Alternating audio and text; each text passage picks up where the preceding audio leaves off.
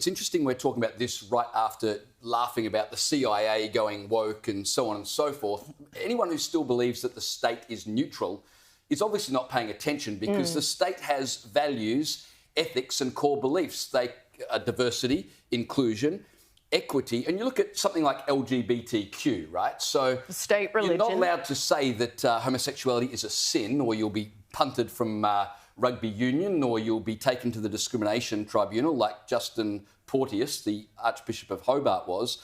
Well, that's a belief, but it's increasingly a belief that's held by the state, and the state enforces its belief upon everybody, including religious institutions. There was a time many decades ago when Christianity was regarded as a public good. And it was that was not a controversial thing. Then it was sort of neutral. These days, Christianity is increasingly regarded by the state as harmful, and there'll come a day where it's regarded as dangerous. There's a quote from Francis George, who was the Archbishop of Chicago. He said to a gathering of priests a few years ago, "I expect to die in my bed. My successor will die in prison. His successor will die a martyr in the public square, and his successor will pick up the shards of a ruined society and slowly help to rebuild civilization, as the church has done so often in human history." Now, when he said that a few years ago, I think people thought he was sort of exaggerating, but you look at the way the Western world is going and how Christians are increasingly being pushed out of the public square, out of corporate jobs, as Anthony Fisher described there with bank officials. You're an AFL fan. You would have followed Andrew Thorburn, who was kicked out of his Essendon job.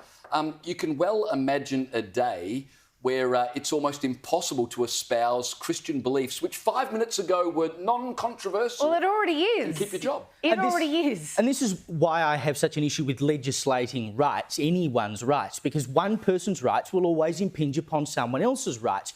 Rights should just exist. They don't need to be legislated. Everything is legal until it is made illegal. Religious freedom and any other freedom should not be legislated, but it should never be legislated against. That is the situation in which you have fundamental rights, but they don't do that. And who are they legislating against? Correct. It's always the faith-based fill in the gap. And what I want to know, just before we go to a break, because I know that expression, is what are you going to do? Because there's billions of us, Christians, Catholics, Muslims, with a lot of things we are on a unity ticket sometimes when it comes to values-based, faith-based issues, and the Jewish people. When it comes to especially LGBTIQ things, which is what most of this legislation, putting the nails in us and trying to protect their rights, speak to.